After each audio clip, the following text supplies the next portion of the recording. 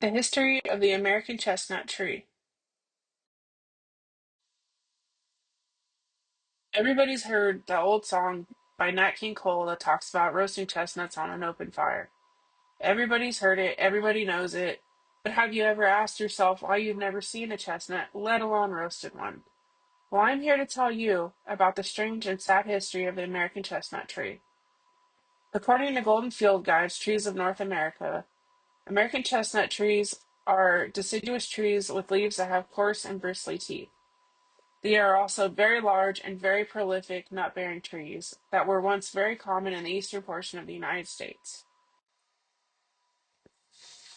According to TACF.org, chestnuts are dense with calories, rich in vitamin C, and plentiful in antioxidants. And according to American Chestnut, The Life, Death, and Rebirth of a Perfect Tree, the forests of the American chestnut tree were soaring towers of wood from the East Coast, from Georgia to Maine. These trees were once considered the sequoias of the East.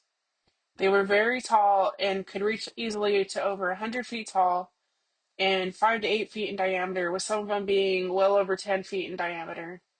And that is a very, very large tree. They were also a major cash crop. Farmers would use the chestnuts to sell to the local grocery stores and make lots of money for their families. And the wood was also considered rot resistant, which was great for furniture building and for building homes and was just all around great. It was also used for railroad ties due to the hardness of the wood itself.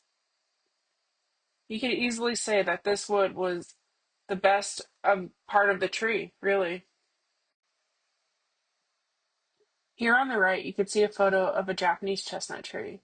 You can easily see it is definitely not as large as an American chestnut tree. Definitely no sequoia of the East. In the late 1800s, we began importing these a lot to the United States, mostly due to the size of the chestnut that they produced.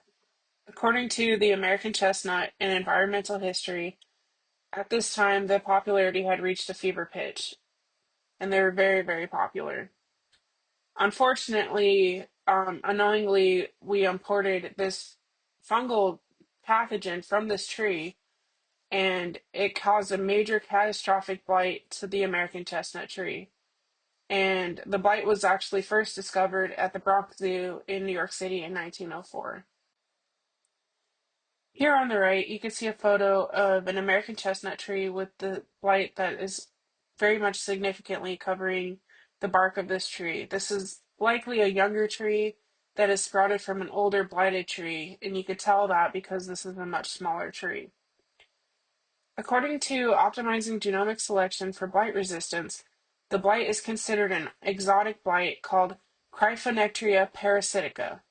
The Japanese chestnut tree was actually immune to this blight, which is why it did not see the same consequences as the American chestnut tree.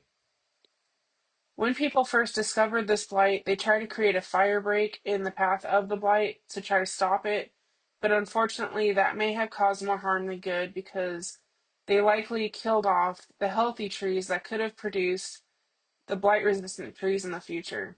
And sadly, very, very sadly, 4 billion American chestnut trees are now gone because of this blight, and the tree is considered functionally extinct. Thankfully, all hope is not lost, and there is hope for this tree in the future, as scientists are working to create a blight-tolerant American chestnut tree using gene splicing. And there are several different groups right now working towards the restoration of this tree. And people, conservationists, everybody is remaining hopeful that we will definitely be able to restore this tree for the future. And I really hope that that does work out because we really need to bring it back. It is very, very important.